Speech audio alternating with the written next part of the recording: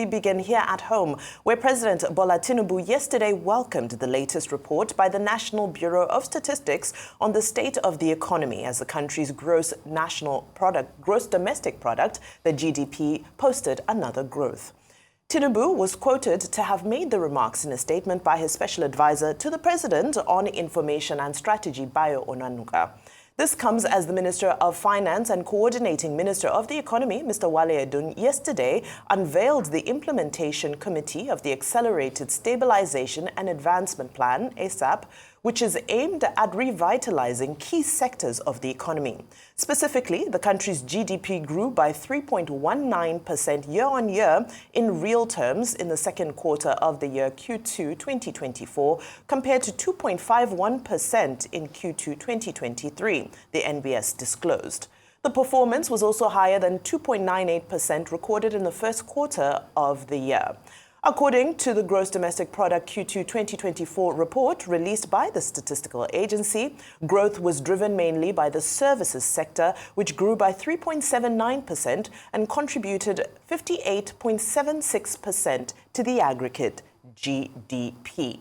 So, of course, this news is being met with mixed reactions. Rufai, your thoughts on this? So very mixed reactions. And the first mixed reactions I would say about the GDP growth is, let's look at the real numbers. What are the real numbers? When the revaluation was done of this economy, GDP bumped up to about 500 billion. Like Ngozi Okonjo-Iweala said in a speech at the MBA, that between 2000 to 2014, that was the last time Nigeria did grow GDP, and she was correct. Let's check the numbers. Nigeria's GDP has been tumbling all through the years. In fact, last year was over 300 billion. Today it's projected to be 253 billion because when you look at the, the floating of the naira and the devaluation of the currency and you prorate for dollar terms, you see that our GDP has really plummeted. So from first position in Africa in terms of GDP, we have fallen so badly. But in context terms, based on last year, yes, there was some seeming level of growth.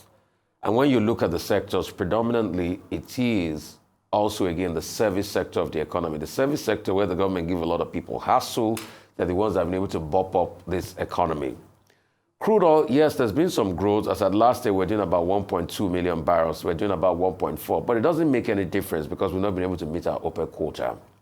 When you also look at the fact that predominantly across the economy, we've had high levels of inflation. Also, our debt, to GDP ratio has also, bopped up now. It's going up to, the 50% percentile. Formerly, as at 2014, the conversation used to be debt to GDP ratio, if we can find a sweet spot around 25 to 30%, but it's no longer the case. And as regards GDP growth, when you look at the entire economic malaise, most companies are leaving Nigeria at a time. Not to say that some companies are not still staying, but most of the companies that are even staying are declaring immense losses. Big hitters in the economy like MTN and other telecoms companies have been declaring losses because of Forex and all of that. When you look at all the economic statistics, it also shows you that things are not well with the health of the economy, the pharmaceutical sector and all of that.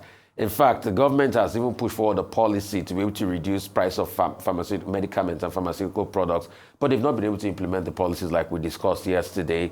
Also, in terms of the agricultural sector, in fact, they've even given import waivers for importation of food and all of that, but implementation, is still being below par. When you look at some of the sectors that did well, like I said before, the non-oil sector still takes a dominant part of over 94% of the GDP. The oil sector is about 5%, but the oil sector still brings in most of the Forex into the economy. You can see, crop production, they're over 20% percentile, trade 16% percentile, telecom 16% percentile, financial institution 6.04, crude oil and natural gas 5.7. There was a growth of about 10% percentile increase, but when you also look at the fact that there was also a deceleration month on month in the crude oil sector, that's another problem. So we have multiple problems in our economy, and this GDP numbers just factor in about 40 sectors of our economy. The question is, can we create new parts of the economy? Can we become pioneers? Can the government also remove the bureaucratic bottleneck and red tape that militates against businesses in the country? Today, we're having more multinationals living by the day. So how can we stabilize the economy? I think those are the real conversations back and forth.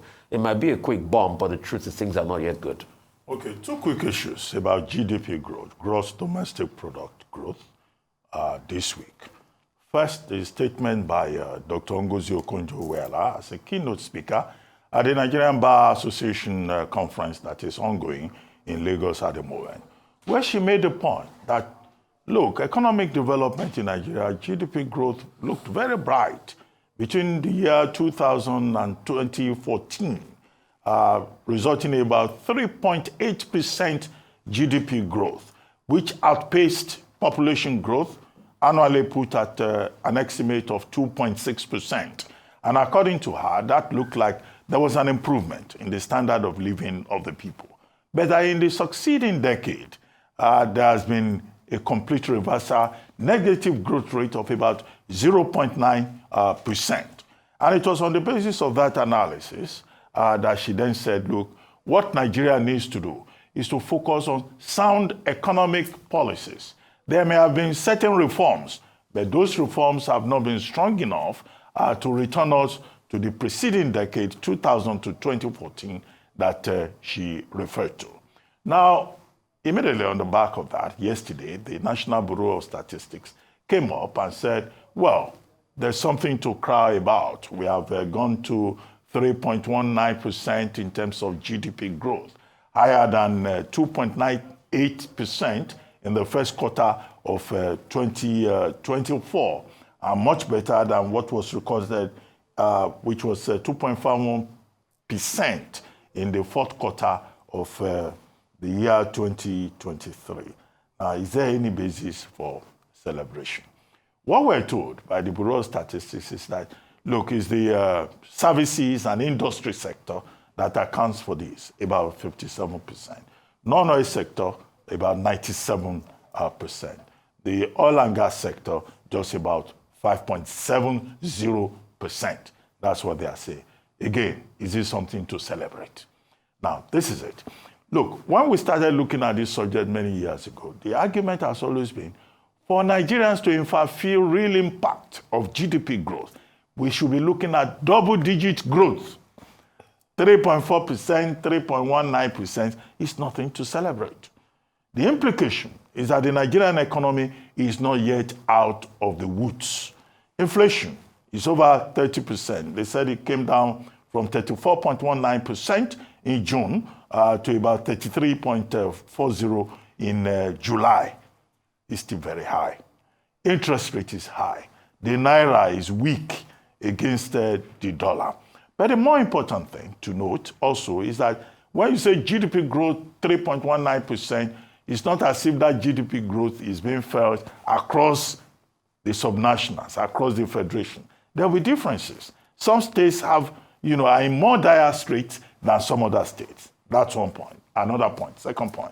The third point is simply that, look, there is a disconnect between macroeconomics and microeconomics. When you tell us GDP has improved, let us jubilate. Second quarter is better than the first quarter. Okay. What does it mean to the ordinary man in Nigeria in terms of household income, in terms of consumption, in terms of the standard of living? The reality is that there's a disconnect between the figures that the economists quote from the National Bureau of Statistics and the reality in which Nigerians have found themselves. If you tell the average Nigerian that GDP growth is something to celebrate, he will tell you, has that affected the price of tomato? Has that had the effect on the price of a mudu of gari? Has that brought regular fuel supply at the filling stations?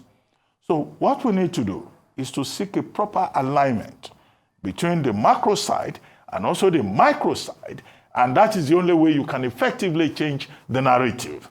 The other thing that government needs to do is to begin to make this economy productive. We keep making the point all the time that productivity is key. You can't have a manufacturing sector where there is underutilization, there is low capacity, and you expect that there will be growth. You cannot have such a high rate of unemployment and then you will expect that there is growth. These are some of the issues that government will need to address at the primary level, secondary level, tertiary level, within the value chain of the manufacturing sector. But what we see from the statistics that the MBS has offered us is simply that, well, it looks like the non-oil sector is improving, but the problem remains about diversifying the economy, ensuring productivity. So this is not a matter for economists alone. It's for all of us. How do the reforms affect us? That's the question. Absolutely. All very valid points, especially when we're talking about statistics. We value statistics. We know that statistics are incredibly important. But how we use statistics is what's more critical. Now, when we look at a case study, for example, of the United States, who went through their own inflationary period and a downturn with regards to cost of living for their people, they brought in some reforms which brought down those figures on paper. However, the people are still complaining that cost of living is high, life is tough, life is difficult. So an increasing number of economists in the United States have now stopped looking at orthodox economics as we know them, and they've started looking at something called the felt economy. The felt economy is a theory by Dr. Alison Sterling, who's a British economist, who says that all of these figures around GDP are wonderful, but we need to start looking at what the economy is doing to individuals. How is each individual impacted by economic indices? That means we need to look at different economic indices. Now, when we look at GDP in Nigeria, it's a little bit of a conflicting figure because ideally what we should be talking about when we're talking about people's well-being in economics is GDP per capita. Now, to get your GDP per capita, you divide your GDP by the number of people, by your population. Now, if you do that right now, quick math, you find that the GDP per capita for Nigeria is just about $2,000, which we all know is not true. That's not the income, the economic output per individual or per family in Nigeria. So where does that take us? That takes us to the fact that the GNI coefficient, which is the measurement of inequality disparity, is high. So this GDP is more of a reflection of a small population who seem to be enjoying the benefits of one or two services and sectors at the expense of the greater economy. So what does that mean? It means that we need to stop focusing on numbers like GDP that reflect the bumper profits of banks, that reflect the oil sector. How many people in Nigeria do those sectors actually represent? So let's start looking at the felt economy. Let's start looking at the inequality numbers. Let's start looking at how to bridge that gap. The GDP per capita, which is what Dr. Ngozi Okonjo-Iweala spent a lot of time talking about over the past decade, the GDP per capita continues to decrease. So those are the numbers we need to look at. So it's all fair and fine for us to pick a statistic and celebrate it, but we can't do that in a silo. We can't do it in isolation. Let's look at what the rest of the economy is saying. And the felt economy, how does it feel on the people? Are Nigerians, if you ask them right now, will they tell you that, yes, our economy is growing by 3.19%? And that's the question that actually matters most.